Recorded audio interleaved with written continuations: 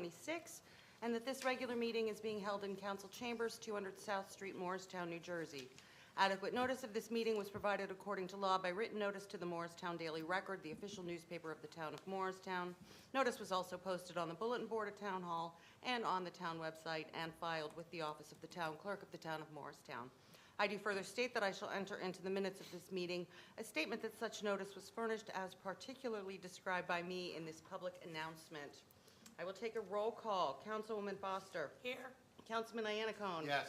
Councilwoman Lindsay is excused this evening. Councilman Silva. Present. Councilman Umbria. Here. Councilman Russo. Here. And Council President Polipchuk. Here. Mr. President, you have a quorum. Thank you, Ms. Kay. I'll ask for a moment of silence.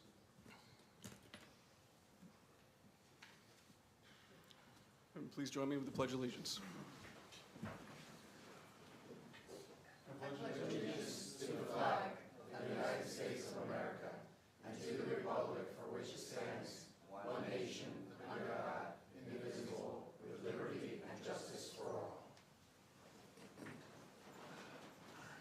Thank you, everyone. Ms. Kay? We have 4 items on the consent agenda. I will be asking for 2 separate motions. The first, I would ask for a motion to adopt consent agenda items 1, 2, and 4. Motion to adopt a consent agenda items 1, 2, and 4. Second? On that motion, Councilwoman Foster. Yes. Councilman Iannicone. Yes. Councilman Silva. Yes. Councilman Umbria. Yes. Councilman Russo. Yes. And Council President Polipchuk. Yes. Motion carries. I next would ask for a motion to adopt consent agenda item number 3, facilities use approval for our Youth Their Future annual Caribbean picnic. Motion to approve item number 3. Second? On the motion, Councilwoman Foster, Abstain. Councilman Iannicone. Yes. Councilman Silva. Yes. Councilman Umbriak. Yes. Councilman Russo. Yes. And Council President Polipchuk. Yes. Motion carries. I will move on to our police and Director Corcoran. Good evening, everyone. Mayor Doherty, Ms. Barrett, members of council. Thank you for the opportunity tonight to swear in Captain Joe Huneman and for your ongoing support of the police department. Joe's been in the chair now, so to speak, for a couple months. He's doing a great job. He's a great leader, but more importantly, he's a great person. We're very proud of him and the leadership that he's exhibited thus far and will continue to do so. So thank you to his wife, Christine, daughter, Sophia, and daughter, Olivia, and his entire family. We look forward to his continued greatness and continued success. And at this point, I want to turn it over to the finest police chief anywhere, Darnell Richardson. Whatever. Captain? Family? Olivia? My buddy? Sophia? Before I swear, I'm going to have a brief bio for Captain Huneman. Captain Huneman graduated from Marist College in 2001 with a Bachelor of Science degree in Information Technology. He worked more than 5 years in New York City as an information technology manager for a finance firm. He's joined the Morristown Bureau of Police in 2007 after graduating with 2 years on days, 3 years on nights. He has earned an Honorable Service Award, the Mother Against Drunk Driving Award, and the National Highway Safety Administration Top Gun Award for the national highest in Morris County for DWI arrests. In 2017, he was promoted to the rank of sergeant, and in 2023, promoted to the rank of lieutenant, watch commander. He serves as our department technology director. He is a certified instructor at the Morris County Police Academy. Captain Huneman will be assigned to the patrol division overseeing patrol division. Tonight he is here with his family, just in the crowd, but more importantly his wife, his daughter, Sophia, and Olivia. And they have a pet dog named Tina. Captain Huneman. Yes.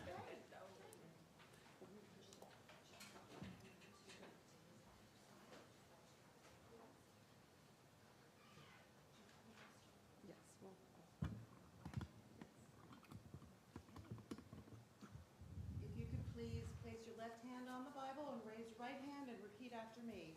I state your name.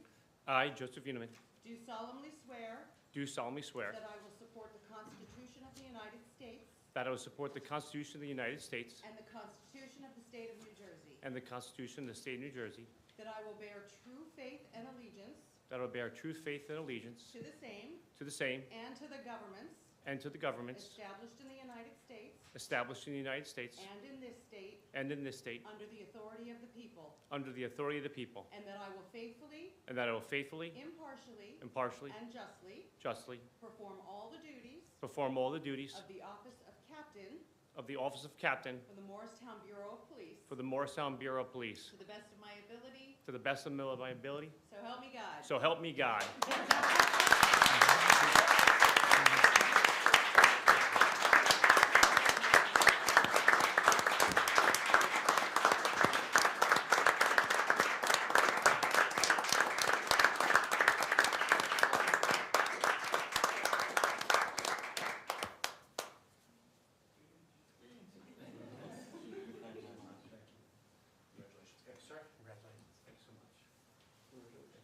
Congratulations, Captain. Thank you. Thank you, Mr. Mayor.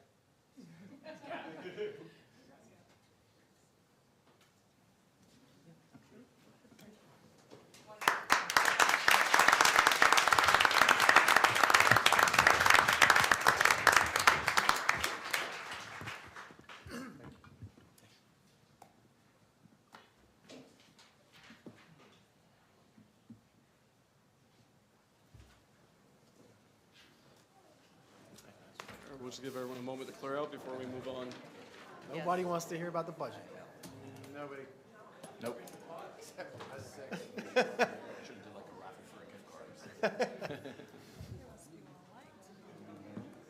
That's nice. Hopefully they're all going out to celebrate. When I entered, there was family waiting for me. Now we have even seen it. They were like friends or neighbors. Yeah, so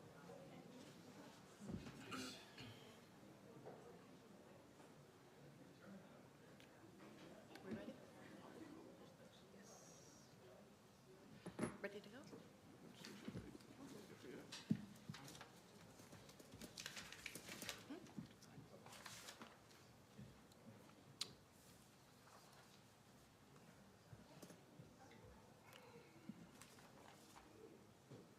All right, we'll move on to public comment.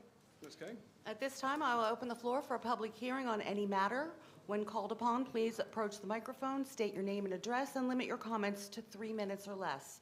Be advised that any derogatory comments targeting members of council and/or administration may be ruled out of order.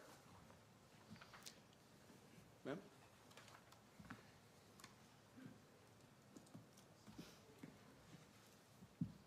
Please state your name and address for the record. Yes, I'm Alexandra Riccardi. My current address is 4 Ramsgate Road, Cranford, New Jersey.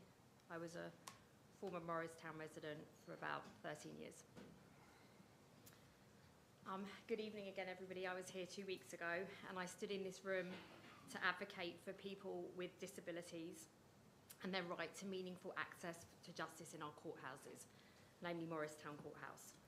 I want to update you on what has happened to me personally since that visit 2 weeks ago, because the barriers I described became very concrete within days of leaving here. I have a serious degenerative disease. It's an invisible disability, which I mentioned last time, called Ehlers-Danlos syndrome. And I also have a structural condition affecting my upper cervical spine called atlantoaxial instability. The court knows about it. My physicians have documented it throughout 4 years of proceedings. In those 4 years, I've never once received a single ADA accommodation in that courthouse, not one. Every request has been denied, every application ignored. And the consequence of that systematic denial was not inconvenience. The consequence was that I was ejected from my disability-adapted home of 13 years with my service dog, who died under threat of incarceration, without an equity hearing, and without my disability ever being meaningfully considered by the court that ordered it. In the 2 weeks since I stood in this room, that pattern has continued. ADA accommodations requests have been denied once again. And here I am, still fighting, still being told no. I understand that this group cannot intervene directly in courthouse operations. I'm not asking you to. What I am asking is simpler and in some ways more powerful. Bear witness, please, talk about it, write about it, raise it with your elected representatives, your state legislators, your county officials, your congressional delegation. Disability rights in our courthouses are not a niche legal issue. They are a civil rights issue. And civil rights issues change when communities decide that they matter.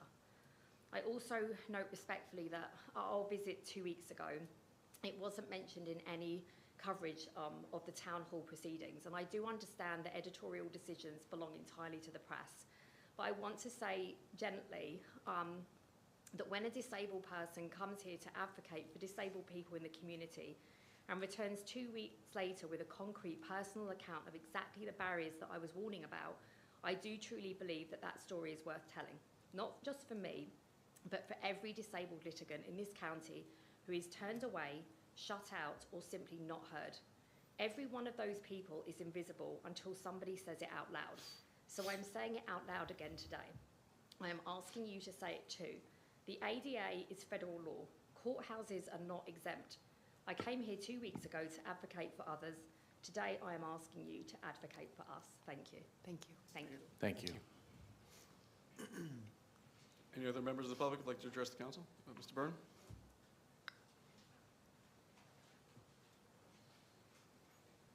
Can anybody hear me? Yes, My name is Bill Byrne. I live at 100 Franklin Street, and I am here to represent my brothers and sisters with intellectual disabilities and physical disabilities. And I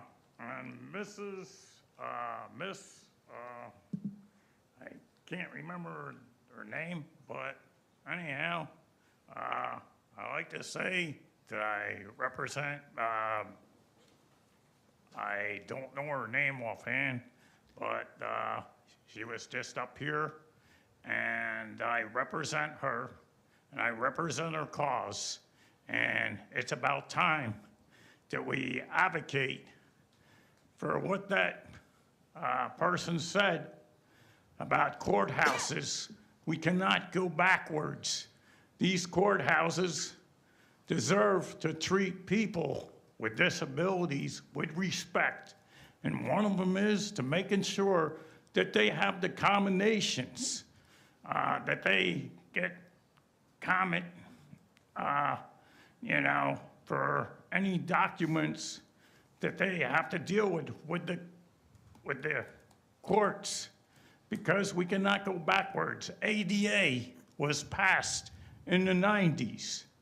And now, if the laws are not followed by courthouses, they could be in serious trouble and possibly lose federal funding. So if anybody doesn't want to lose federal funding, you got to make sure that these people with physical and disabilities, learning disabilities, are able to get to be the proper word, I can't think of it, have the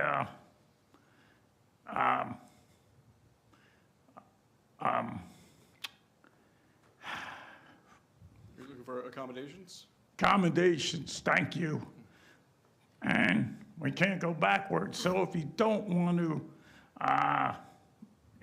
lose your federal funding, then, back this and call your legislators, call your governor, and let's support what this person has said.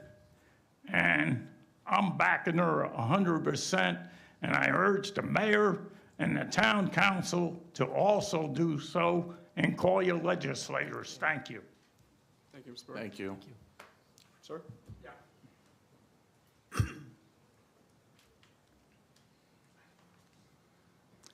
My name is Scott Wilson. I live at 8 Jardine Road in Oliphant Park here in Morristown. I'm speaking tonight to address a problem we've had for many years in our neighborhood, and now it's going to be made that much more urgent to address with the coming reconstruction of the Staples site. I know that's a planning board issue. It was handled by them, but there's a couple of aspects of the settlement of that which kind of bear on the town council and probably engineering. We have speeders who go through our neighborhood. This has been literally since we moved into the neighborhood, like almost 30 years ago. Previous administrations have tried putting little strips of signage on the actual signposts that say, "Slow down," and it didn't do anything. Some cases it makes people go a little faster. And now, at this particular point in time, we have a lot more families with small children. Just to remind you all, we have no sidewalks. We have narrow streets, probably among the narrowest in town. And with parking on the streets on one side, that makes it even narrower. So we have families who are, even without children, afraid to walk during the daytime, certainly at night. And we know it's not a state road, it's a town road. Lafayette is a state road, right? So one of the things that the resolution from the Staples project said that the town should participate in possible getting speed bumps installed into our neighborhood. We previously mounted an effort to do that. The process may be different now, where you have to get back then we had to get a petition together. We started one actually several days ago.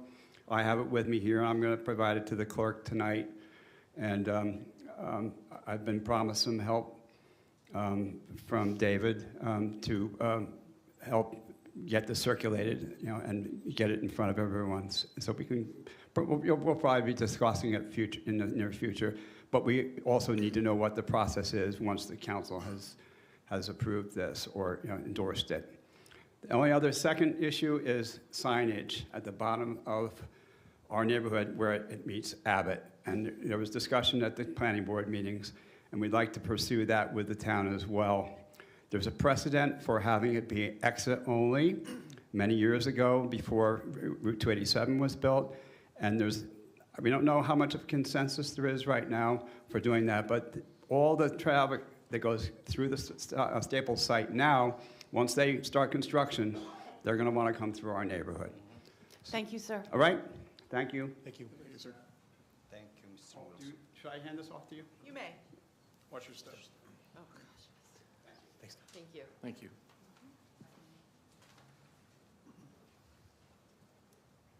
All right, maybe say your name and your address for the record. Oh, yes.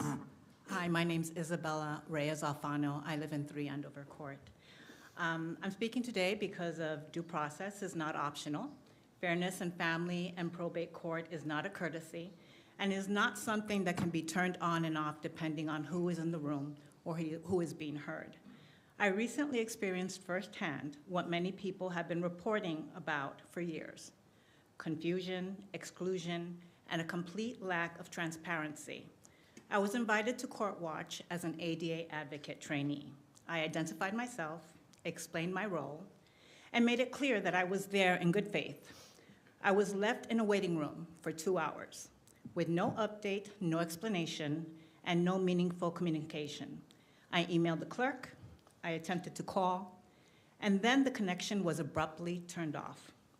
That is not how a public court system should treat a lawful observer or a citizen seeking to learn and participate responsibly. I later found out that Ms. Varcardi's actual ADA advocate was also denied access. This is bigger than one Zoom link call. This is about a pattern. When people are denied the chance to present exhibits, call witnesses, or fully place evidence on the record, the process stops being fair. When complaints of wrongdoing are ignored, when false details are recorded without accountability, and when police or prosecutors fail to investigate serious issues, the public have every reason to question whether the system is impartial at all. Courts are supposed to protect due process, not silence it. They are supposed to welcome transparency, not fear witnesses. If the system is truly fair, then it should have nothing to hide. If there is no bias, then an audit should confirm that. If there are no violations, then an investigation will clear the process. But if there are patterns of exclusions, hidden communications, record manipulation, or unequal treatment, then the public deserves the right to know. I am calling for a formal audit and independent investigation into these due process violations in family and probate court.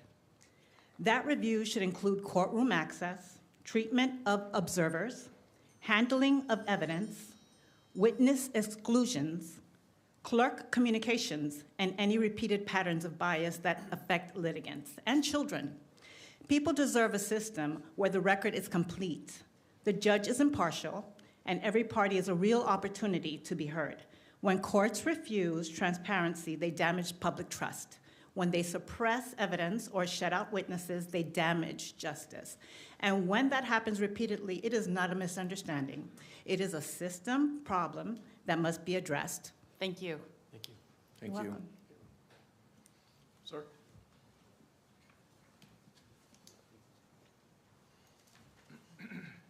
Hey, my name is Azhar Daruwala. I am a neighbor of Mr. Scott.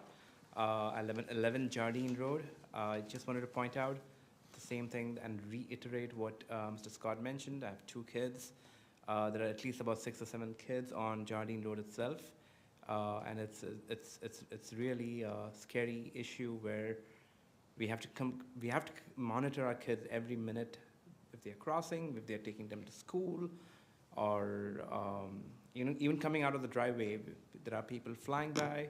There are buses, school buses going through it very fast, and I would really appreciate if we can get speed bumps installed in that area. That would just make things more safer for us. All right, thank you. Thank you.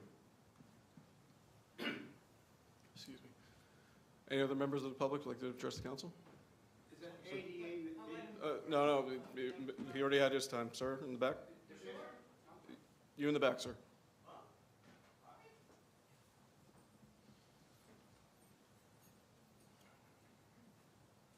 Before you start the double dare counter on the side, first of all, I'd like to say to the mayor, thank you.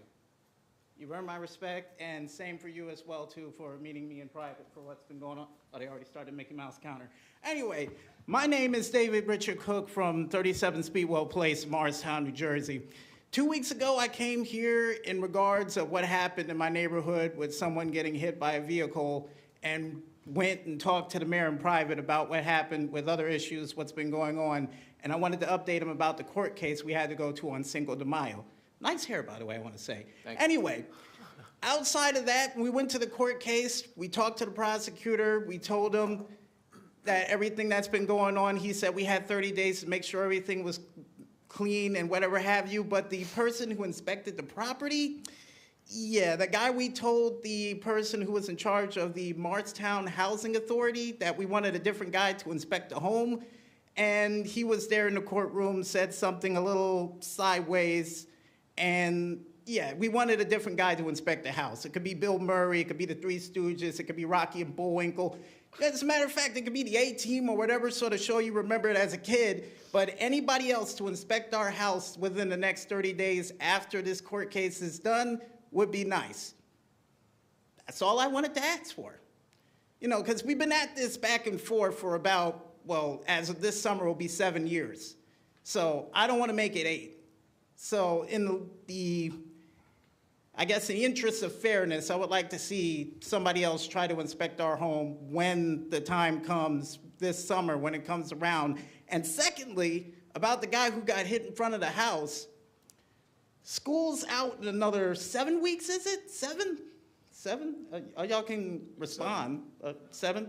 Yep, 7? Mid-June. All right, mid-June. All right, anyway, but mid-June when school's out, usually around that time, you get a couple of people who ride through the neighborhood as fast as they possibly can, going faster than 35 miles per hour down the roads from 6 o'clock all the way up until midnight at night. How do I know this? I live there and I don't sleep at night. Mostly because my car got hit in the middle of the night by somebody who was drunk coming through at around 2:30 in the morning, 2:35, can't clock it correctly, but either way you look at it, that's what that was about. So, all I want before the end of the year, I mean, you can send one of the police academy guys that just rolled through here to check the neighborhood, make sure nobody else gets hit, no cars get messed up, or whatever will happen. But will it happen? Will these things get fixed? We find out in another 2 weeks when I return for another episode of the Knights of the Mid-Round Table. Ooh. My name is David Richard Cook, and I approve this message. Thank you. Thank you. Thank you, sir. Any other members of the public like to address the council? All right, seeing none, we'll close the public comment. Council response. In terms of the speed bumps, is there a particular process? Is it a petition? I know that this had come up many years ago. Maybe you can speak to this, Pastor? Well, first, before we enter Sure. into resolving the matter, I know administration will do. I have been in conversations with Mr. Wilson via email and on the phone. And I'm personally a witness of the situation at Jardine and Oliphant because our church is Right at the down the bottom. bottom, Yep. and I know that. Sometimes I ride with my wife there, and I always tell her, and we always comment on how it is dangerous for children or people pulling out of the driveway. Since Mr. Wilson explained very well, those two roads are very narrow, and also there is a lot of parking on the street due to the fact that some of the houses don't have enough parking or they don't have a driveway. So I think it is very important to address it as soon as possible, especially as we think on the Staples project will make some people that never go there to try to go to that road. So I think it's very important to address it, and then we can, now that we are clear about the situation there, then we can go on what is the process to have that done. Sure, sure. My question was more, in terms of process, because I recall many years ago, Lake Road, if you remember the speed bumps that were put there, there was a gentleman that came to several council meetings complaining that he never wanted them. It's right in front of his house. It's noisy. So what is the process in order to, do you have to go out and do an assessment, Mr. Mayor? So the first thing we'll do is a survey. Survey. So survey, just for the record, a survey was done before on Oliphant and Jardine, and it was overwhelmingly rejected as they did not want speed humps, just for the record. That doesn't mean that they have changed their mind now. So we'll do a survey of all the residents in Jardine and Oliphant. Anthony will then do a count of speed count. There's a process to go through to make sure they meet the criteria for speed humps. What I found was, and I don't disagree with Scott, a lot of people just don't obey the speed limits. However, I always thought, because I live on a cut-through street, that cars were doing 50 miles an hour from McCullough to Collis so they could beat the light at Mount Kimball, until I realized that, believe it or not, that short distance, it's not 50 miles an hour, it was 25, 30 miles an hour. But regardless, it's a tight street, not a lot of movement. With the gentleman who talked about his kids, I can only advocate this as much as I humanly can for the last 15 years. I don't care if people are doing 15 miles an hour, 10 miles an hour. People do not pay attention anymore like they used to. People are on their phones. People are preoccupied. It doesn't matter whether they're doing 25, 30, 50, or 10. They just don't pay attention. And it is responsibility of us to make sure we educate our children to be extremely careful when we're in streets and crosswalks. I had this conversation today with a woman at a light who pushed the button, and we waited for the light to turn green, the little guy to come up on the screen, and other people were walking across with it red. And she looked at me and she goes, "Oh, you're going to stand here and wait?" I said, "I am." And more of a pet peeve is when you're going down South Street or any road and people just cross in the middle of the road. They think it's their right and you have to stop. Well, you better stop because otherwise you run them over. But it's not. People don't do the stuff that we learned as kids. Cross at the green, not in between. All these little things that we learned as kids growing up, they don't do. And I'm not going to say I'm never guilty of it, that I've never done it before, because I have. usually at a time when there's nobody on the, there's no traffic, but regardless, there's things that we can do. I definitely agree with Scott. I know those roads. I never like to walk them in elections because it's always uphill or down. They're tough roads to walk, but they're thin. Definitely people cut through to get to Lafayette or vice versa to get to Abbott. There's no doubt. We had great conversations at the planning board on this application with Staples. So stuff he's talking about is factual. So we'll do the study, we'll do the survey, we'll do the study, and then we'll get back to the results. So the best you could do is lobby your neighbors to make sure when the survey comes, it's what they want. And then we can start the process. Because speed humps do deter somewhat, but then there's some people who just speed up between speed humps, and then they hit the brakes and they go over the bump, and they speed up and they go, so sometimes it's good, sometimes it's not good. I know the plows don't like them. Nope. They do not like speed humps. It can be costly to our DPW and our plows.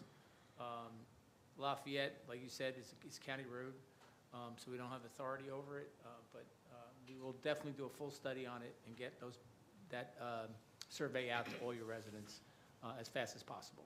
And Anthony's in the back, so he heard everything. And our police chief, and is Darnell still here? Our police chief heard the speeding complaint, so the director and the police chief heard it, so I don't have to repeat it to them. They heard it loud and clear. So some enforcement on Jardine and Lafayette would be helpful if they can find time in this busy town to do it. Other than that, Thank you, appreciate that. That's how I'll deal with it. Thank you. Any other comments? Just on the ADA, we hear you, okay, and we're concerned, just like you are. I don't know what we can do. I know the mayor has been active and the town's been active in terms of the development of the courthouse. We're very limited as to what our jurisdiction is on that. So if there are physical ADA prohibitions, those are enforceable. After this, if you want, I have suggestions for you. There's other forums where you can seek enforcement against the county. But I don't see what we can do. But we don't think our lack of ability is not sympathy and is not concern. If there is sympathy and there is concern. But I don't know what we can do. So, I know what I'd do. I'm I'd sorry. march right up to the commissioners' Yep. meetings and start. Go to and the start- commissioners' And start meetings. speaking Yep. to the commissioners, because one thing they won't want is you coming to their meetings every Yep. time. So maybe they'll do That's something. the forum. That's where I would go, to Yeah. the county commissioners. They have workshops, they have meetings, public meetings. They're a little off different hours than ours, but that's where I would start. Yep, and they're. And then I would contact both assembly members, Ora Dunn and Marissa Sweeney. And if you need those numbers, call my office. I'll get you all their information, their emails, and their numbers, and you should reach out to your assembly representatives. Yeah, you met, yeah. Okay, so you're But- taking the action. But go to the Board of Commissioner meetings. That's where I would go. Thank you. Any other council responses? And thank you, David. So I just want to reiterate with the ADA stuff. As the mayor said last week, or 2 weeks ago, we don't have jurisdiction over that courthouse, but, I appreciate the advocacy and bringing it to our attention, because a lot of times we don't see it if we don't experience it. So, thank you for bringing that forward, and as the mayor said, we'll talk to who we can and try to make that happen. And Mr. Wilson for speeding, and also Mr. Cook is speeding too. I think I've talked to every single council member about speeding in their own neighborhoods. It's not an isolated thing, it's an issue everywhere. And I personally want to live in a town that no kid's afraid to walk to school. So that's something that I am very passionate about, and I think that we can achieve it. So I'll work with the administration whatever way I can to make that happen. There's a name for it. So, Right. and I'd also to have ideas other than speed humps that we can do to help out on Okay. stuff that, so. Vision Zero, I think you said it was. Vision Zero is one of the things I would love to see our town implement, so. All right. Thank you, everyone. Thank you. All right, we'll move on to mayor's proclamations and presentations. Mayor Doherty. All right. We get to hear from you.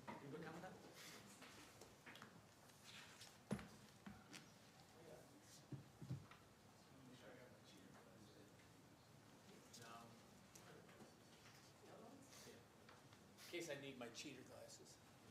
I'm going to ask our charter members, as well as our past presidents and executive committee, if you can come front.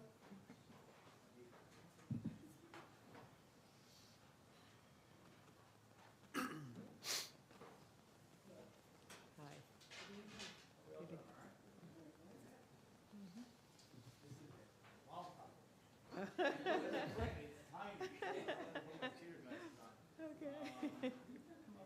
Okay.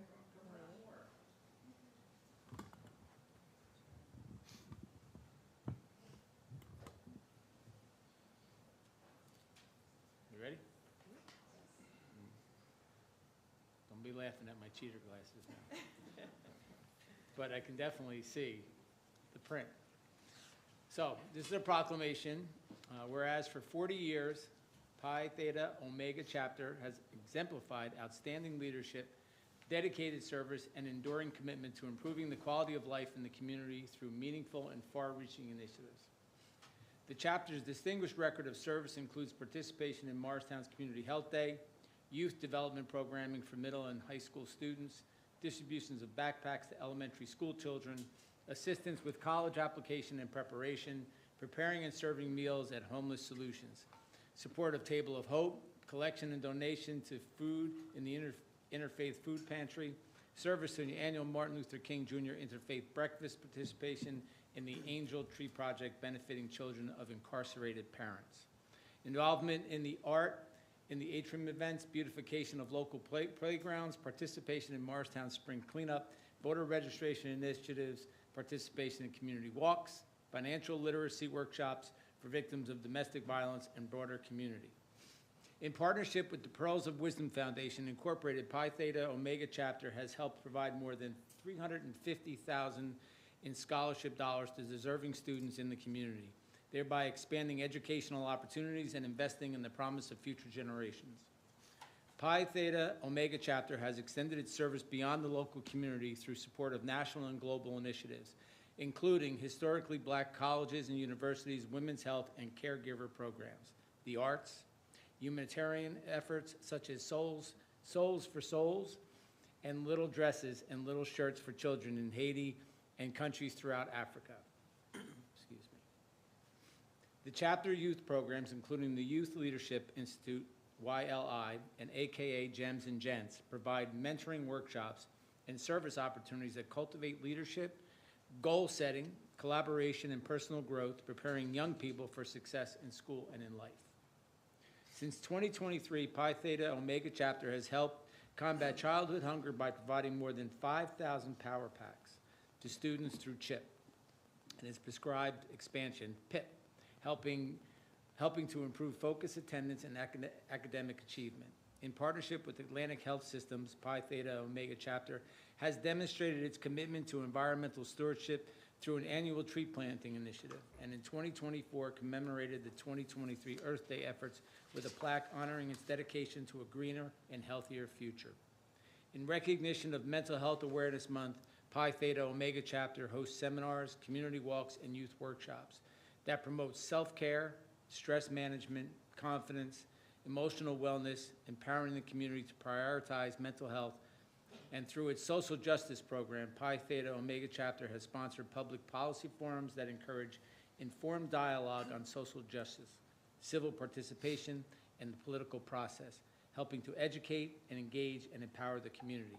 Now therefore, I, Timothy P. Daugherty, Mayor of the town of Morristown, do hereby proclaim May 31st, 2026 as Pi Theta Omega Day in the town of Morristown, and urge all its residents to join in recognizing and celebrating the outstanding contributions, leadership, enduring legacy of Pi Theta Omega Chapter of Alpha Kappa Alpha Sorority, Incorporated. Congratulations, ladies.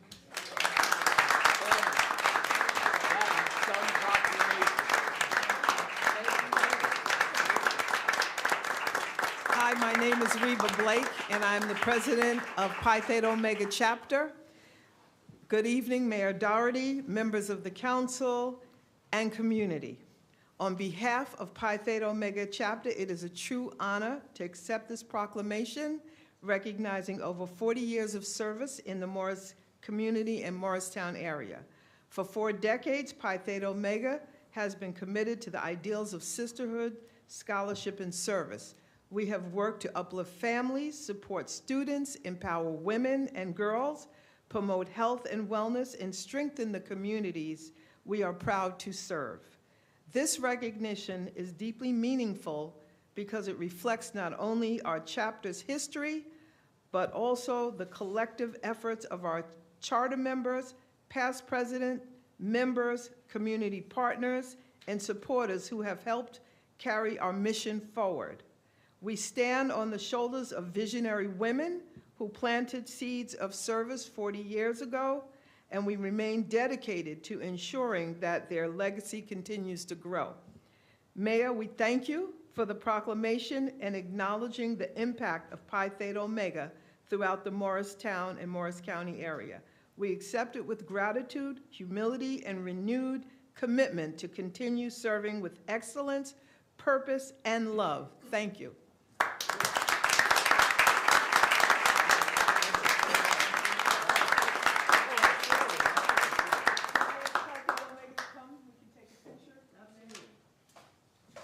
That is some proclamation. I mean, I've done proclamations, but that is, it's amazing how much work you guys do.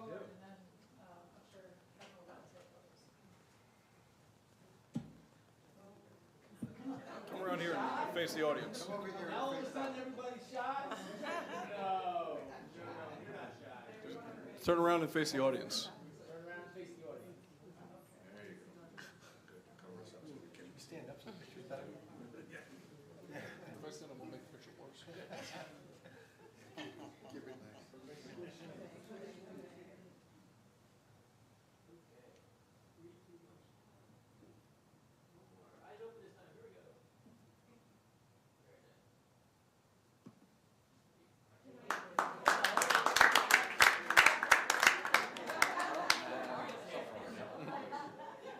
Putting Kevin to work.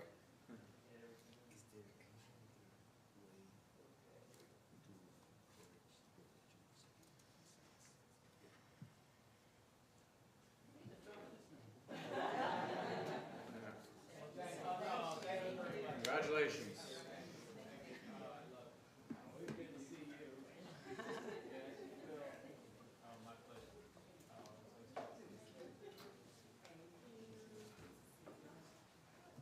Thank you. Thank you. It's very good. Very smooth. Am I doing this now? Yeah. This is what happened. This is what happened.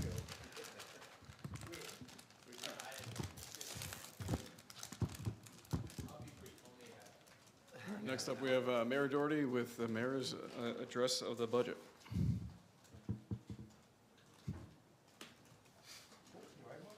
They all left.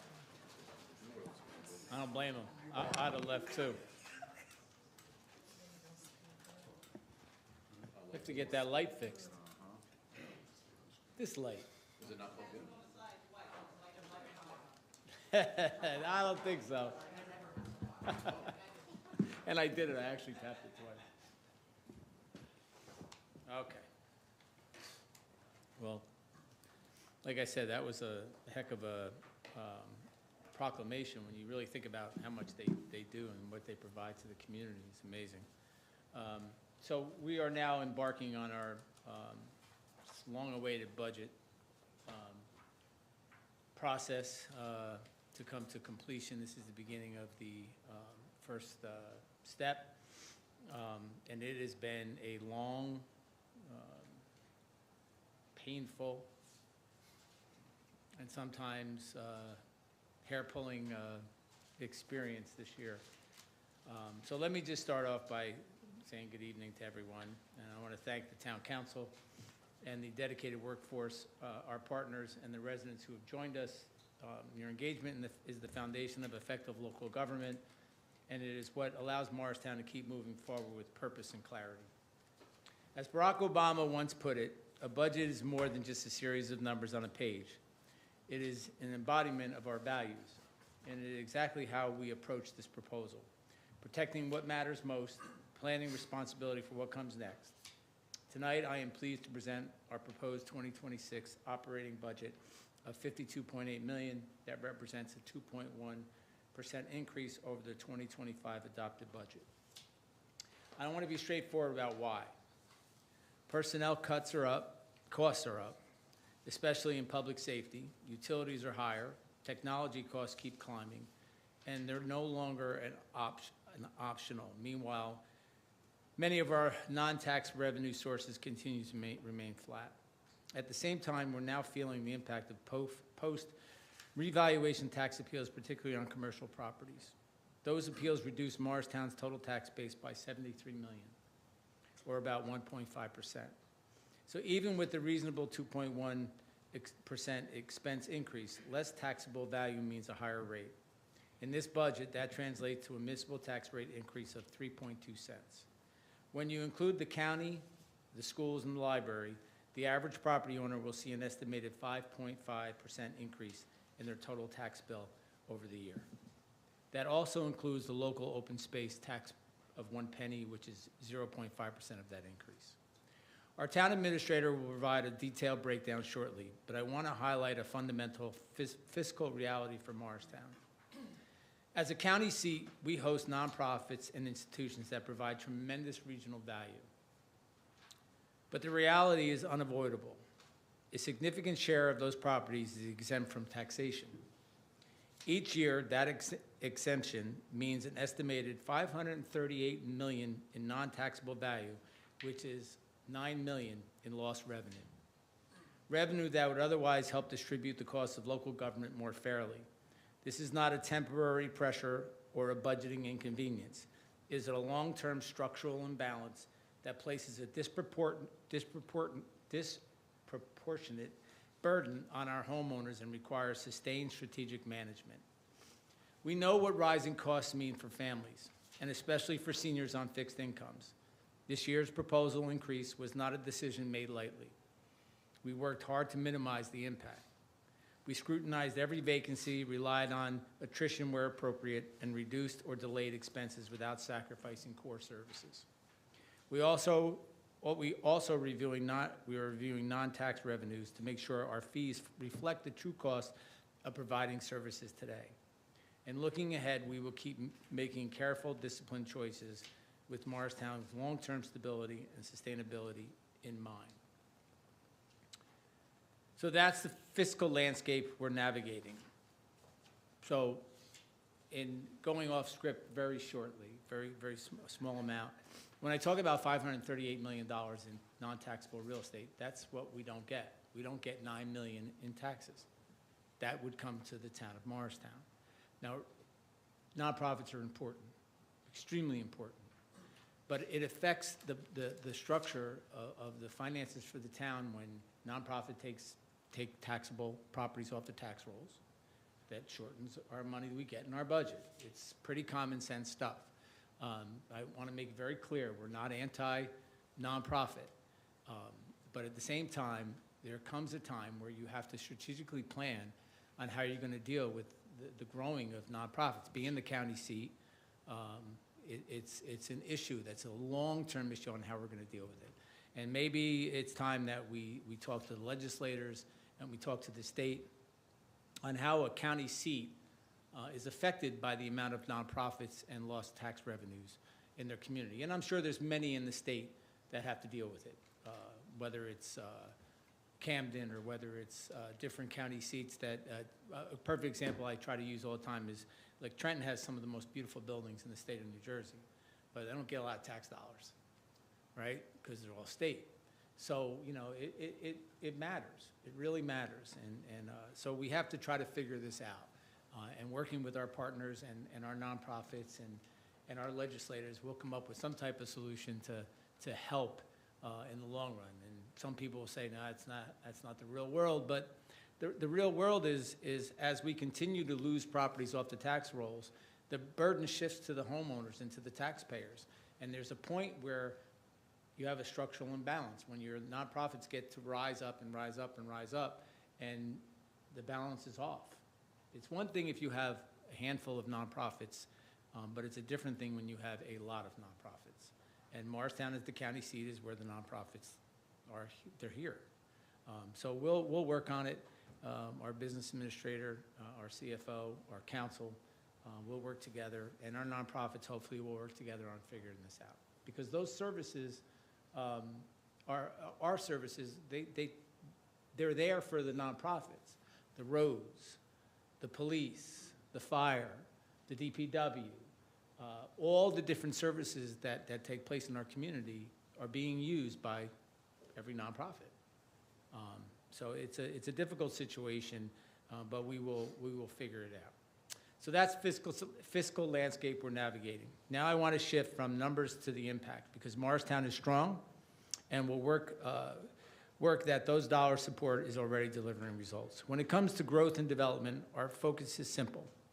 Turn long vacant and underused sites into productive community assets. 25 Market Street has remained vacant since 2018 demolition, and we're continuing to work to achieve redevelopment outcome that serves the public interest. The M-Lofts, part of the Spring Street redevelopment, was approved last year, and construction is anticipated to begin by the end of this year.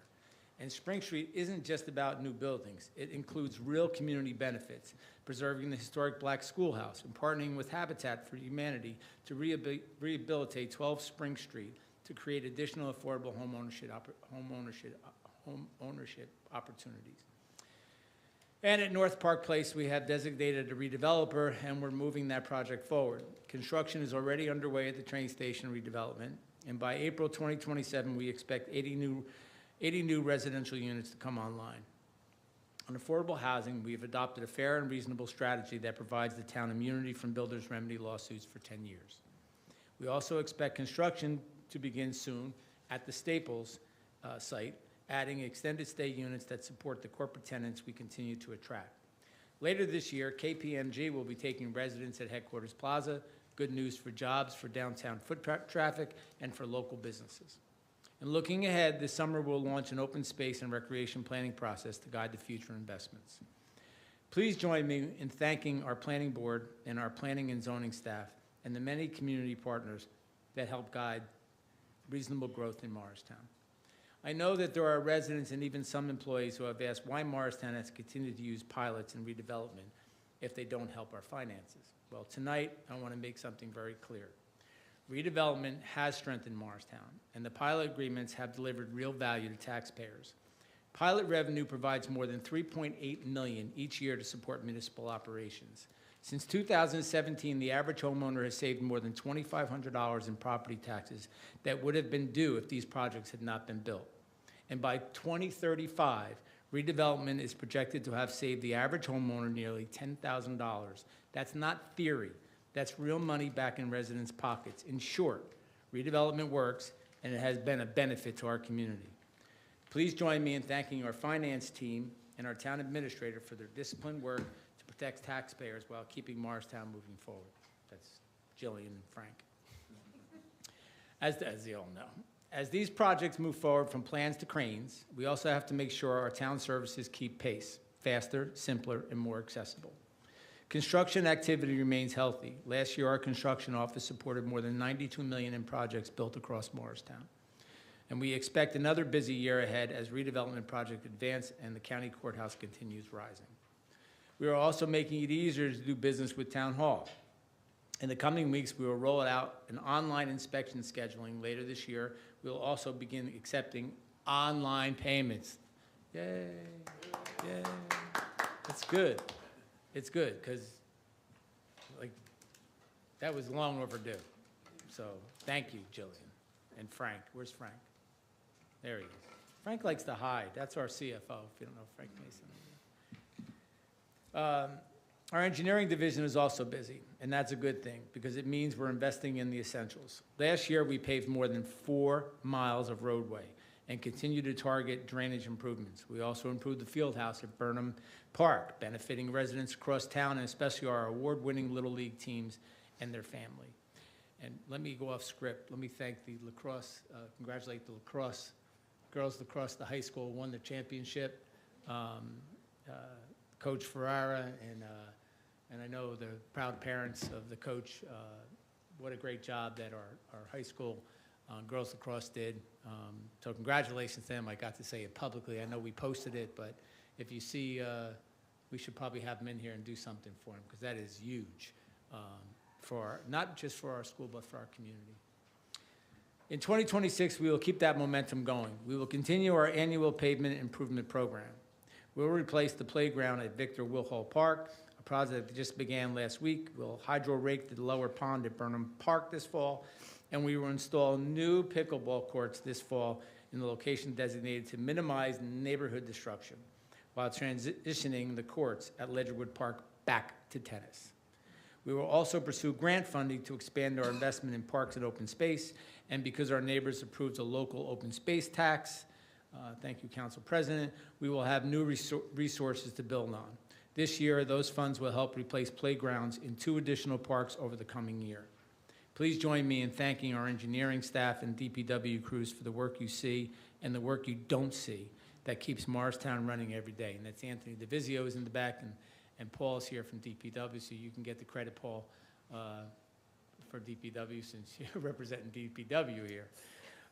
Public safety will remain a top priority, and it starts with trust.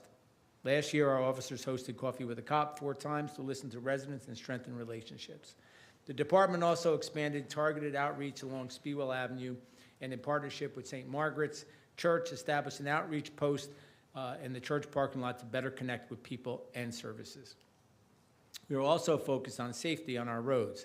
Now, this is a double kind of edged sword. The department made more than 128 DWI-related arrests last year. An important reminder that enforcement saves lives.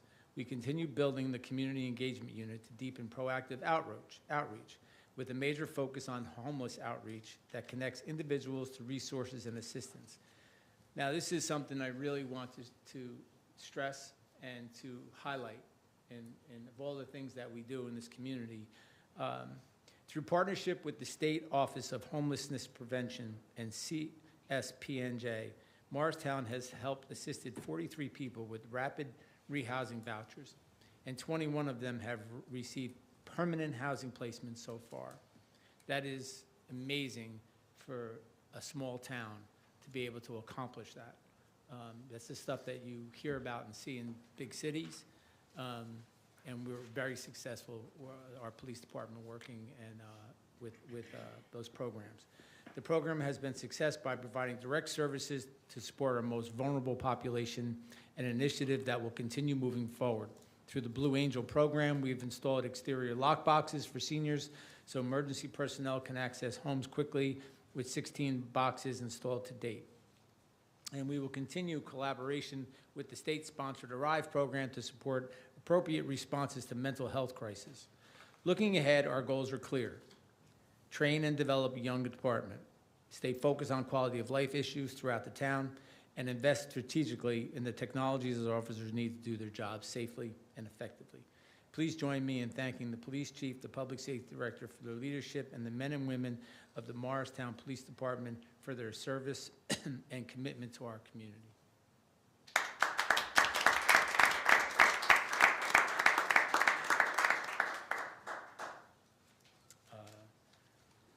I'll stay on script.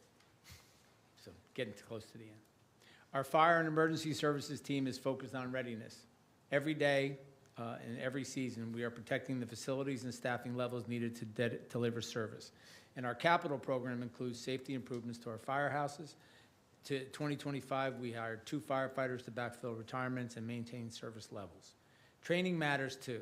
The Fire Bureau continues strengthening mutual aid alliances through joint planning and joint training, so we can draw on regional equipment and personnel of all types of fire and rescue operations. Training with Madison, Cedar Knolls, New Vernon Fire Departments has also resumed specialized responses in our work with federally funded urban search and rescue partners, further enhancing our capabilities in firefighting, EMS, and rescue operations. Please join me in thanking our firefighters and our leaders and emergency services personnel for their readiness, professionalism, and courage. We have Chief Flanagan and Chief Paul Miller.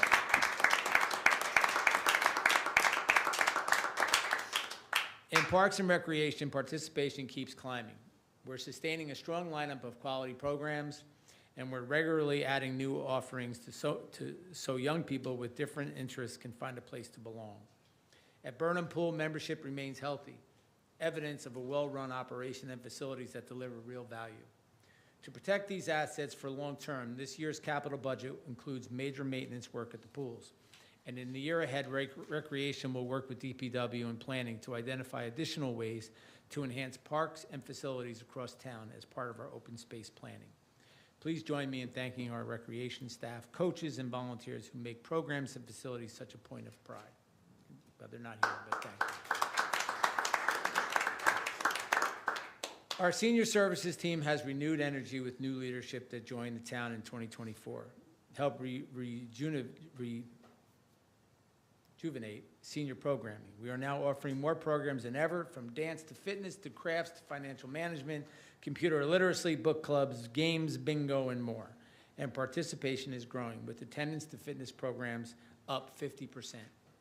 This year, we will explore additional creative ways to expand our programming and reach even more of our seasoned residents. Please join me in thanking our senior services team and volunteers for creating opportunities for connection, wellness, and lifelong learning. Our public works team has had an exceptional demanding year, beginning with the most active winter we've seen in a very, very long time. Since then, they've coordinated closely with our new sanitation contractor, supported the police department during demonstrations, and continued the day-to-day work that keeps Morristown clean and functionally properly, or smoothly.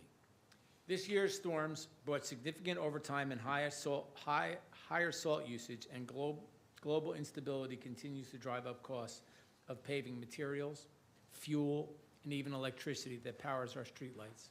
Even so, our crews show up every day to do the essential, often unseen work that keeps the town running, and I want to thank them for their dedication. In closing, Morristown is thriving. We are not immune to economic pressures and affecting communities across New Jersey and across this country. Development continues to strengthen our financial foundation. Still, costs are rising faster than we can bring in new ratables online. And as the county seat with many nonprofits, we have fewer taxable properties to share the costs of government.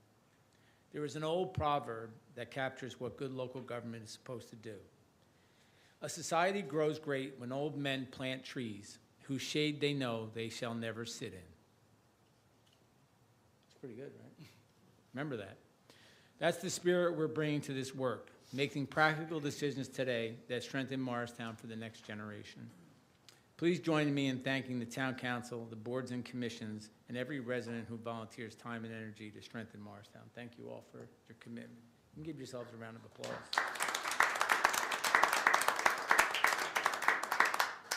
I am confident that we are making the right moves for Morristown's long-term health. We are protecting public safety, we are investing in infrastructure, we are modernizing services, and we are planning responsibly for the future. I ask our homeowners to be patient as we navigate these realities, and I commit to continued transparency and disciplined management of your tax dollars.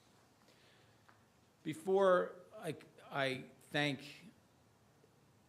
everyone, I'd be remiss if I didn't publicly thank Jillian, David Mancello, our attorney, Jillian Barrick, our business administrator, our clerk who works tirelessly day in and day out, all the heads of our departments for what they do. It's whether it's Anthony, whether it's Brian, whether it's Frank and the CFO, the chief of police, chief of the fire department.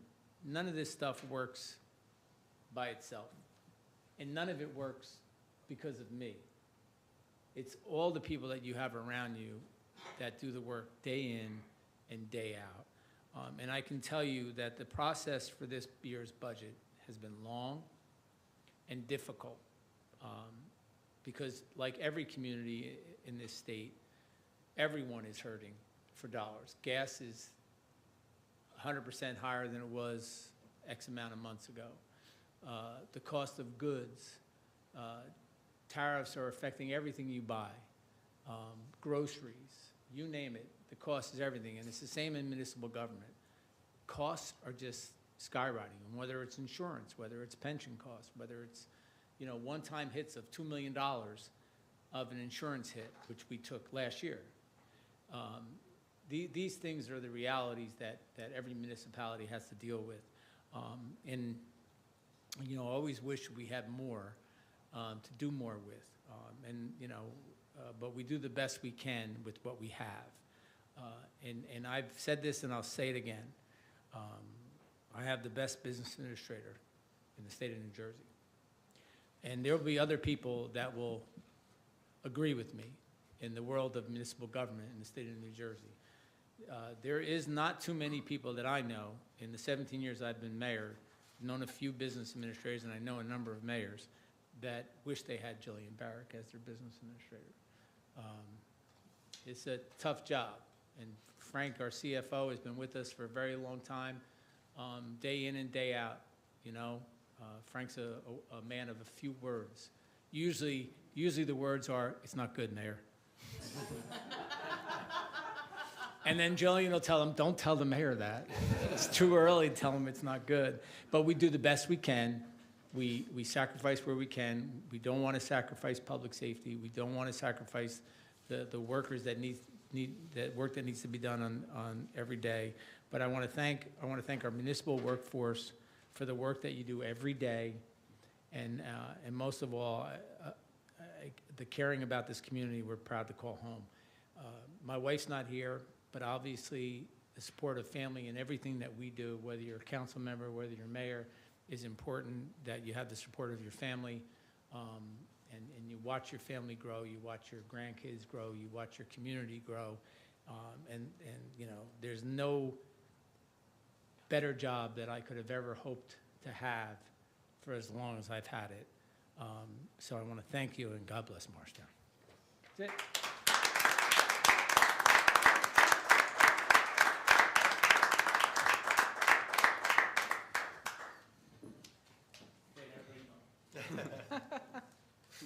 Now we have the important part of Ms. Barrick with her presentation on the budget. Well, you want me to finish my thing and then I can be done?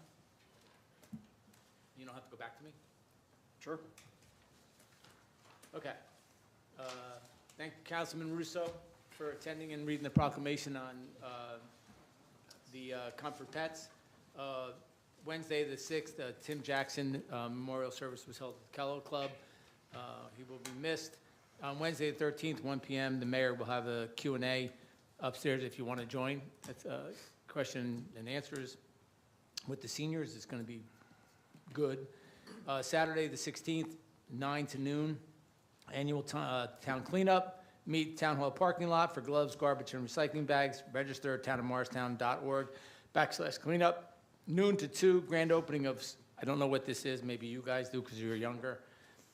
Grand opening of Sweat House and Strong Pilates located at 70 Speedwell Avenue. Sweat House offers private contrast therapy suites and infrared sauna, cold plunge, and vitamin C shower. This has to be about a young thing. I'm looking at Chris. Chris knows all about this. On Wednesday, I also want to thank the police department. They had their cops and rodders on, it was a Sunday morning, I think it was. But they're having one 5 to 8 Wednesday night, Cops and Rodders car show. It's kind of cool. If you can, join, go down and support the PBA and the cops with their car show. And Friday, May 22nd, 50th anniversary celebration of the Shade Tree Garage. We were at, now they're going to actually do their celebration. I will not be in town. I will be away. But I also want to publicly congratulate my wife on our wedding anniversary tomorrow. Nice. All right. This way I don't forget. She can't say I didn't say it, right? But that's all. Oh, wait, one more thing. Monday, 25th, Town Hall's closed. 10 a.m. memorial service at the Township. 11 o'clock at the Morristown Green. Chris Russo will be standing in for me, as he did one time before. Appreciate that. I will be out of town. Congratulations for the Morristown High School lacrosse team, Coach Ali Ferrara, and their championship at the Morris County Girls Lacrosse Tournament on May 9th. They cinched an 8-7 win over Chatham at Drew University. Again, congratulations to the girls lacrosse team. We should have them in here for. We should, and it Yeah. feels even better that it was Chatham. Just gonna, I didn't say that. put that I out didn't say there. that. I'm just gonna put that out there. Yeah, okay. All right. Thank you, Council President. Now you don't have to listen to me anymore. Thank you, Mayor Doherty. Ms. Barrett. All right. Good evening. I'd like to say my comments are short, but it's the budget, so it's not going to be that short, but I'll try to get through them as reasonably as I can. Good evening, Council President, members of the governing body, and everyone here tonight. For the record, I'm Jillian Barrick, the Business Administrator. This evening, I'll walk you through an overview of the proposed 2026 municipal budget, what's changed, what's driving those changes, and what this budget means for residents and taxpayers. I'll start with a few high-level facts to set the stage. Morristown's net assessed valuation is just over $4.68 billion, which means 1 penny on the tax rate generates about $468,000. This proposed budget is $565,000 under the 2% levy cap, and our collection rate remains very strong at 98.1%.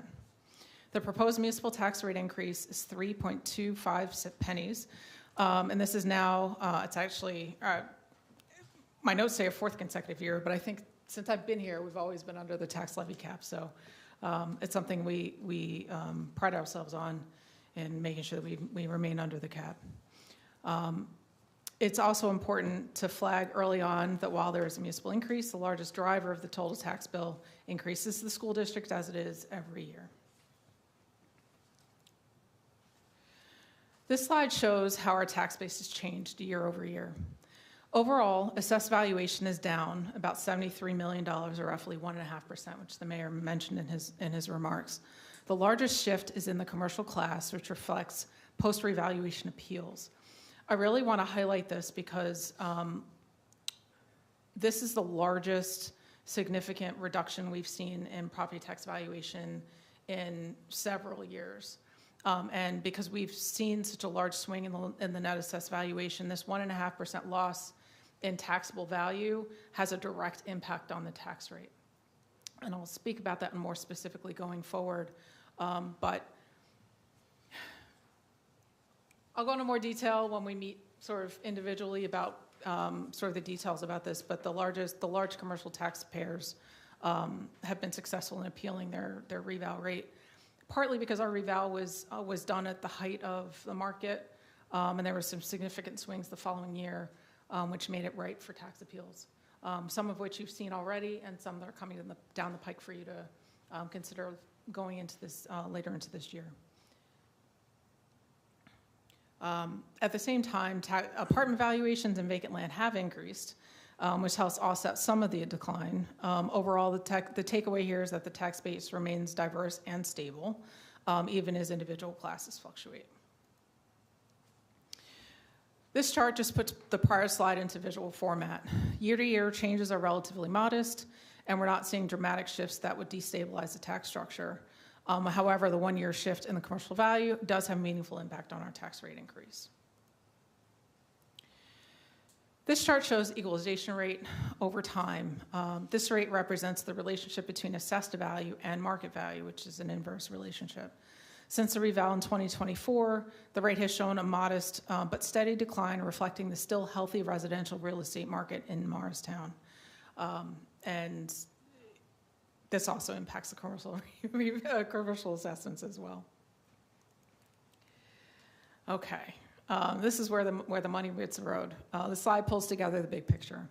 The municipal operating budget is $52.8 million, up a little over $1 million from last year.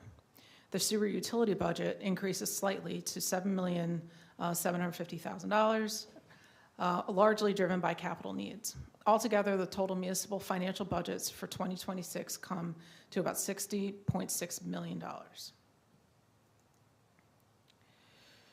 Now, turning to what this means for homeowners. For the average residential assessment of $635,841, the municipal portion of the tax bill increases by about $207 a year, or roughly $17 per month. Together with the other components of taxes, the full estimated increase of is about $52 per month. The largest piece is the school tax, followed by the municipal portion, with much smaller impacts from the county, open space, and library taxes. The municipal share, as I said, is about $17 per month.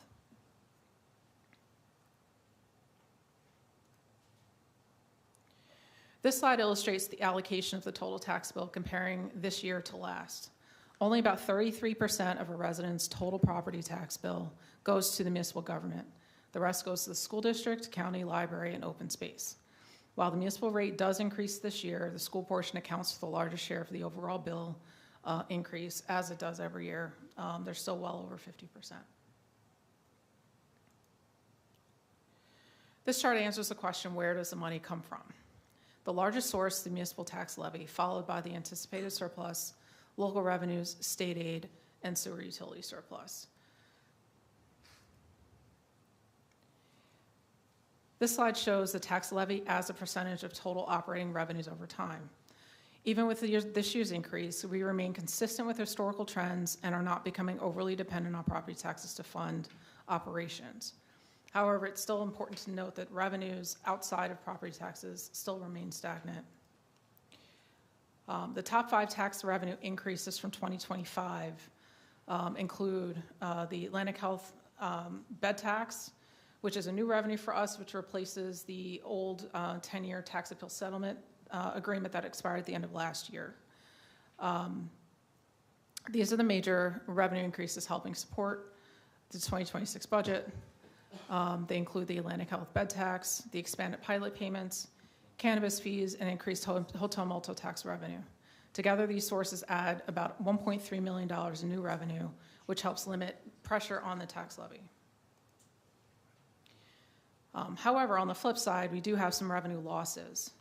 The federal ARPA money has ended, interest earnings are down, and a few pilot revenues are declined as well. In total, revenue decreases in these 5 categories totaled about $668,000, which we managed through a combination of growth elsewhere and careful surplus use. Every year, I also have to point out that the state keeps siphoning our state aid. They now owe us $331.7 million since 2001. Isn't that crazy? Yeah, I mean, it would be like $1,000 a taxpayer if we actually got our money every year that they owe us. I'm not going to hold my breath, but I'm going to get on my soapbox every year and point this out for our residents to understand. It's our money. It's our money. It's statutorily our money, and the state continues to siphon the money It's away. our money. In fact, I want to point out that in 24 and 25, the Murphy administration did actually allocate a slight increase in their appropriation in the state aid money to municipalities, and then they turned around and took it away. So there was actually a loss in state aid for us that went back to the prior year. So that like little bit of supplement was kind of like a one-time. All right. This, unfortunately, is kind of a major point. This chart shows our fund balance over time. Maintaining this balance is critical for financial flexibility and maintaining our strong credit rating. Unfortunately, we have been utilizing fund balance to mitigate tax increases for our residents, which I think is the right thing to do, but it's something that is not sustainable over a long period of time. So we are working on strategies to mitigate this loss over the coming years. And we are going to have to work with you as council members to make sure that this trend gets stemmed and we start replenishing fund balance and reducing our reliance on the use of fund balance in our operating budget going forward. So what are our appropriations? This chart shows how our budget is allocated. The largest areas, as usual, are public safety, public works, and insurance. Public safety being the largest at 23.8%. Debt service is now actually a smaller portion of the budget compared to 10 years ago, primarily because all these other areas have been eating up a bigger and bigger chunk of the operating budget, and I'll go into that detail a little bit further. So our departmental operations of $27.7 million are up 4.6%. Salaries and wages make up about 38% of those total appropriations, even though we are operating with fewer full-time employees than in prior years. Other expenses increased mainly due to utilities, insurance, and contractual costs. And this slide highlights the biggest drivers of this increase. You'll notice it's police and fire salaries and pensions alone account for almost $900,000. And if you'll notice, the total increase in the net increase of our operating budget is just over $1 million. So almost all of this increase has been eaten up by police and fire salaries and pension costs. The other is DPW, which is utilities, and the cost of salt and the winter operation from this year. We also saw an increase in the band principal, but there is also an offsetting decrease in the debt service, so on the other side, so we'll talk about that a little bit later. I'm going the wrong direction. Okay. I had a lot of fun making this chart. This really illustrates how much a somewhat small segment of our budget is kind of, our operation is eating up the rest of our operation. So particularly on the salary side, police saw a 6.9% increase this year in their salary costs. Fire saw a 5.4% increase in their salary costs, which meant the rest of the budget saw less than 1% increase in order to offset the cost of police and fire salaries. Similarly, on the other expense side, it was driven really by three categories: police, fire, and public works. And I'm going off script. I'm going by memory. Let me read my little slide. I wrote it down. This visual summarizes where departmental increases are occurring and reflects continued pressure from labor and operational costs. More specifically, in evaluating increases in salaries and wages, the disproportionate share went to police and fire salary increases, while the remaining departmental increases were minimized through attrition and total less than 1% increases for the rest of the operation in salaries. Similarly, with other expenses, the bulk of the increases are found in police for technology, fire for maintenance of aging apparatus, and public works for utilities and winter storm expenses. I want to point this out. Police saw a 21.4% increase in other expenses, primarily driven by the increased cost in technology. The Axon contract alone almost doubled. It went up by $75,000 every year for the next 5 years. And Axon, if you don't know, that's the body-worn cameras, the cameras in the cars and things like that. They're critical equipment for our police department, but they're also extremely expensive. And then the fire department, their OE went up 17.2%, primarily driven by the increased cost of maintaining our aging apparatus. We are going to have to consider investing in replacing apparatus, but that's an even more expensive endeavor going forward. And then lastly, our DPW OE went up 14.3%, driven by utilities and winter salt. And I have a slide on utilities on the next slide.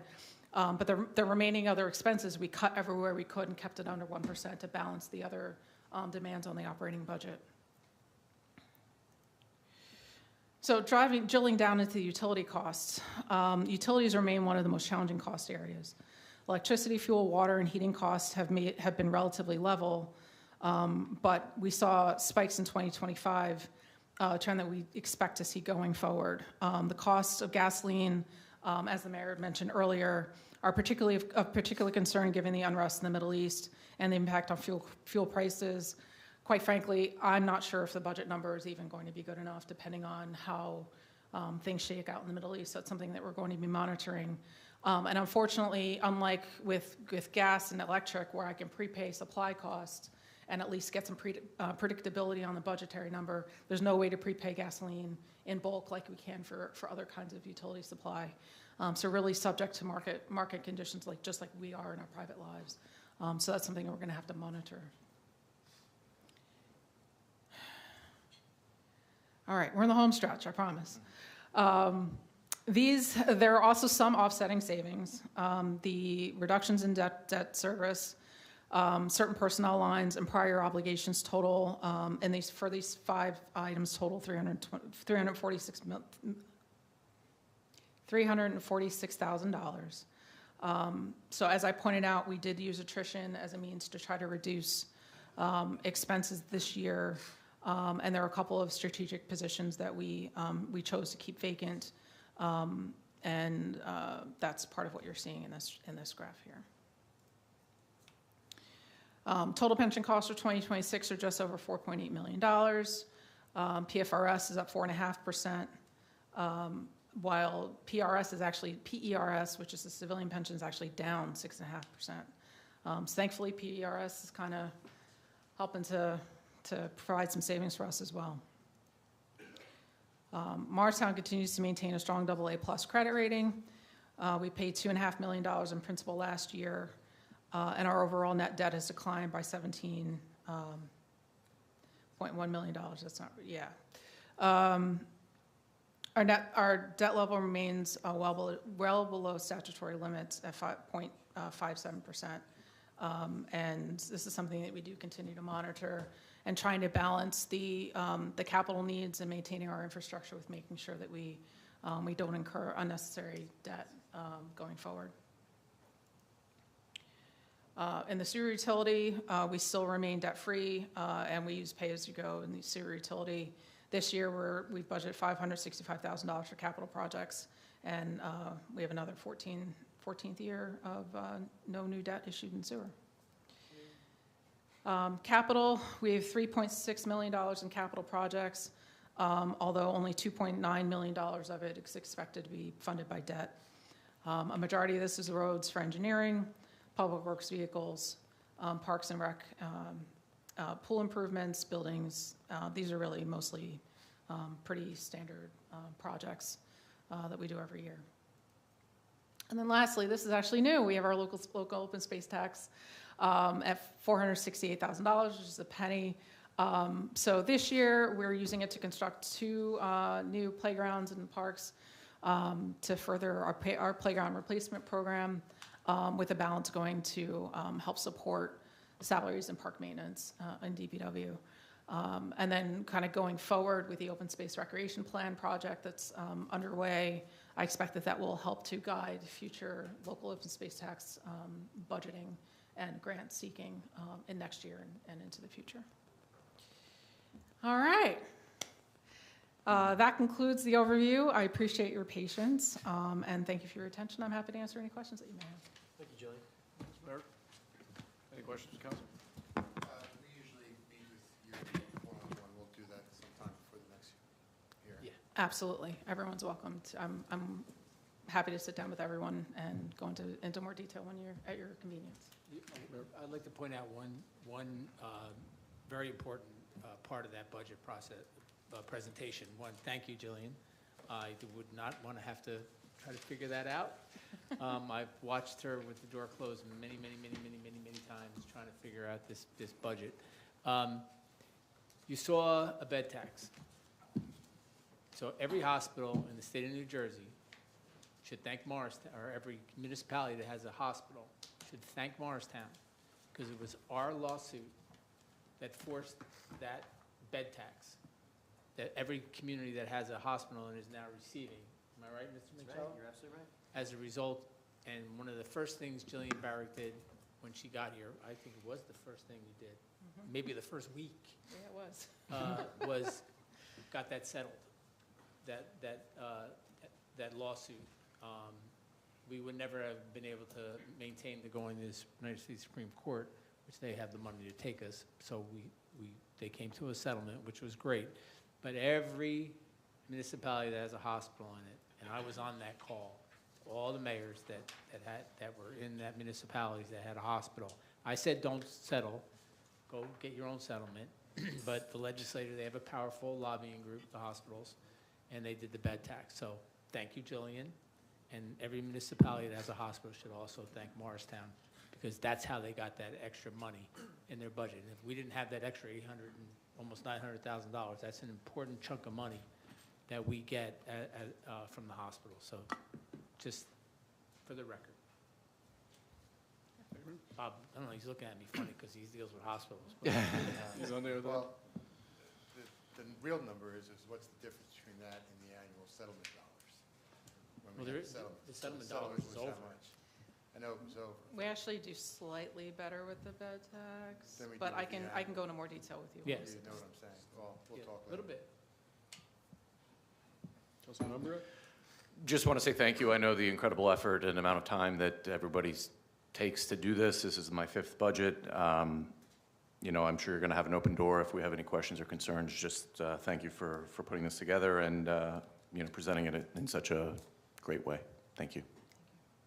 Councilman Russo? No, I'll second what Councilman Umbriak said. Thank you, Jillian. Thank you, Mayor. So it's a lot of work that the administration puts into putting this together. And I know I speak for myself and everyone else up here when I say thank you. So.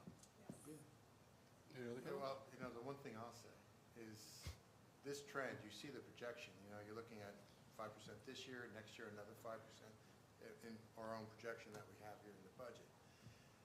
I think eventually, and this is going to be statewide also, some operational and structural changes have to change with the way we provide services in the state.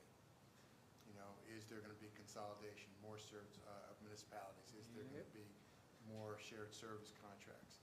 What do you do to start shifting services from what other states do? What do we do to start shifting services out of the municipalities into the county? Good election thing. No, it is. It is, yeah, I We should don't talk. disagree, I don't It is. disagree with the council. And that's the kind of thing that starts to address things like why we have 26% properties in town not taxed. How do you start shifting some of those costs out of the town to the county level? I think it's not just us, but this affordability crisis is real. Absolutely. And I'm seeing people every day, more and more people are suffering. And we do have to start making some hard decisions about operational structure and our structures, Yep. our municipal structures, because it's the only way we can start doing our part. Yep. You can't do it just by doing a budget year to year anymore. You can't. Long-term strategic planning. It's actually, I hope we have some long-term. We do. I just want to reiterate, thank you. I know it's a lot of work, and I'm really pleased to see the open space going to 2 new playgrounds, so that's awesome. What is the second playground? I know Woodhull, I've seen that everything's gone there. Woodhull was actually funded last year. Oh, that was. That was So last year's there's 2 capital. additional on We have top t- of Woodhull. We have 2 additional ones. Not publicly. I have it, it's in your binder what we're looking at, but Okay. I don't want to sort of finalize it until we have consensus about which 2 we're moving forward No, I with. think it's great to invest in our parks and, going back to last year to bringing that. Thank you, Council President. I'm sure my kids are going to lobby which playground to get it, but I'm sure there's lots of kids that will have opinions about that, Yes. I'm sure. if no other questions, we'll move on to council liaison reports finally for tonight. All right. Councilman Umbriak. Sure, so, excuse me, we have a partnership meeting tomorrow morning, but there are a couple events outside of what the mayor had said. Morristown Business Networking event is going to be on Tuesday, June 2nd at the Grand Cafe. Timing is 5:30 to 7 p.m., but details are forthcoming. May 14th, I was just in there today, new owners of the Philly Pretzel Factory. So on Thursday, they're going to have a celebration starting at 3 p.m., new ownership. Met the owner, Michael, today. They support the Little League. We buy pretzels from them, and my wife runs the Ginty Snack Stand, so it's a great partnership with Philly Pretzel, and we'll continue to have that. June 3rd, A+ Rehab Physical Therapy and Occupational Therapy, grand opening at 3 p.m. Community events, May 19th, Morristown Colonial Nation Trivia at Glenbrook, starting at 7 p.m. This supports the Morris Educational Foundation, which, as we know, does great things in our community. I want to reemphasize the event that Bill Byrne brought to our attention at the last council meeting. That's on May 23rd, the Rotary Repair Cafe. That's at 9 a.m. to 1 p.m. And I believe that is it, and I'll have more information at our next meeting once we meet tomorrow. Thank you. Thank you, Councilman. Councilman Russo? So I'm starting to sound like a broken record, but still very quiet with the planning board. We're supposed to have a meeting scheduled for the end of this month. I don't know if it's going to happen, but stay tuned. It will get busier as time goes on, but so far still pretty quiet these last few months. Thank you. And Councilman Silva? Morris Parking Authority will have meeting tomorrow at 6 p.m. at the headquarters, so God willing, I'll be there. Thank you. All right, we'll move on to our ordinances for introduction. Okay, we have 2 ordinances for introduction this evening. The first is ordinance O-14-2026, calendar year ordinance to exceed the municipal budget appropriations limit and to establish a cap bank. Make a motion to introduce ordinance O-14-2026. Second. Any comments or questions? On the introduction of ordinance O-14-2026, Councilwoman Foster. Yes. Councilman Iannacone. Yes. Councilman Silva. Yes. Councilman Umbreak. Yes. Councilman Russo. Yes. Council President Polipchuk. Yes. Ordinance 14-2026 has been introduced properly by title and will be considered further after a public hearing on May 26th. We have ordinance O-15-2026, ordinance amending and supplementing Chapter 6, Alcoholic Beverage Control, Section 4, Regulation of Hours, Subsection 2, Sundays, on-premise consumption of the Town Code of the Town of Morristown. Make a motion to introduce ordinance O-15-2026. Second. Any comments or questions? I just want to, for anyone listening in the audience too, this is the ordinance that kind of ties back to the resolution that the ABC Board approved earlier tonight. It allows, if approved, it allows 10 a.m. consumption of alcohol during the World Cup, so. Thank Okay. you. Okay, on the introduction of ordinance O-15-2026, Councilwoman Foster. Yes. Councilman Iannacone. Yes. Councilman Silva. Yes. Councilman Umbreak. Yes. Councilman Russo. Yes. Council President Polipchuk. Yes. Ordinance O-15-2026 has been introduced properly by title and will be considered further after a public hearing on May 26th. We have three ordinances for public hearing and adoption. The first is ordinance O-11-2026, ordinance of the Town of Morristown and the County of Morris, State of New Jersey, establishing compensation for certain officers and employees of the Town of Morristown. Make a motion to adopt ordinance O-11-2026. Second. At this time, I'll open the floor for a public hearing on ordinance O-11 only. Seeing none, I'll close the public hearing. Any comments or questions? On the adoption of ordinance O-11-2026, Councilwoman Foster. Yes. Councilman Iannacone. Yes. Councilman Silva. Yes. Councilman Umbreak. Yes. Councilman Russo. Yes. Council President Polipchuk. Yes. Ordinance 11-2026 is adopted. Ordinance O-12-2026, ordinance amending Section 2-83.1 fees of Article 15, policies and procedures of Chapter 2 administration of the Code of the Town of Morristown. Make a motion to adopt ordinance O-12-2026. Second. At this time, I'll open the floor for a public hearing on ordinance 12-2026 only. Seeing none, I'll close the public hearing. Comments or questions? On the adoption of ordinance O-12-2026, Councilwoman Foster. Yes. Councilman Iannacone. Yes. Councilman Silva. Yes. Councilman Umbreak. Yes. Councilman Russo. Yes. Council President Polipchuk. Yes. Ordinance O-12-2026 is adopted.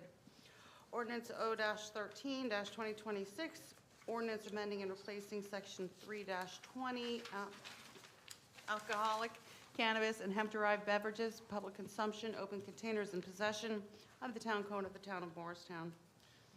Make a motion to adopt ordinance number O-13-2026. Second. I will open the floor for a public hearing on ordinance 13-2026 only. Seeing none, I'll close the public hearing. Comments or questions? On the adoption of ordinance O-13-2026, Councilwoman Foster. Yes. Councilman Iannacone. Yes. Councilman Silva. Yes. Councilman Umbreak. Yes. Councilman Russo. Yes. Council President Polipchuk. Yes. Motion carries. Ordinance 13-2026 is adopted. There are 5 resolutions for adoption this evening. Would members of council like to pull any for separate consideration? 93? Any others? I would ask for a motion, please, to adopt resolution numbers R-92, 2026, and R-94 through R-96, 2026. So moved. Second. On the adoption of those ordinances, Councilwoman Foster. Yes. Councilman Iannacone. Yes. Councilman Silva. Yes. Councilman Umbreak. Yes. Councilman Russo. Yes. Council President Polipchuk. Yes. Motion carries. They are adopted. Resolution number R-93-2026, resolution authorizing the Town of Morristown to award a contract to Zucchero, Inc. for the pedestrian beacon at Morris Street and King Street. Finally, and thank you. Okay, seriously. This was a long fight, and I really appreciate the diligence of the administration. A lot of issues with New Jersey Transit on this, issues with the county, and this beacon is so necessary. This is, anybody who takes the train knows it, and now particularly with the development on M Station. Yes. Just like the mayor said, you need a safe crossing in that area, and this is the place to cross. This will become the place to cross. So Thank you, guys. It's excellent. I wish the county would invest more in that road. Really, they need to, Chris? we need, no, seriously, it's amazing how they don't, you know, they claim they have all this, you know, these great budgets. It's really a shell game with them. It really is. And they need to invest in the roads that, like, in our town, and they don't. Well, if someone drives that road daily too, thank you for all the work to get this beacon in, so. There's more changes coming to King Street. Stay tuned. Great. It'll be happening. May I have a motion to adopt Resolution R-93-2026, please? So moved. Second? On that motion, Councilwoman Foster. Yes. Councilman Iannicone. Yes. Councilman Silva. Yes. Councilman Umbreak. Yes. Councilman Russo. Yes. Council President Polipchuk. Yes. Motion carries. Resolution 93, 2026 is adopted. All right, thank you, Ms. Kay. We have no old business, we have no new business. I make a motion to adjourn. Second? All in favor? Aye. Opposed? Meeting adjourned. Thank you, Margot. Thanks, everybody. Thank you. What's that?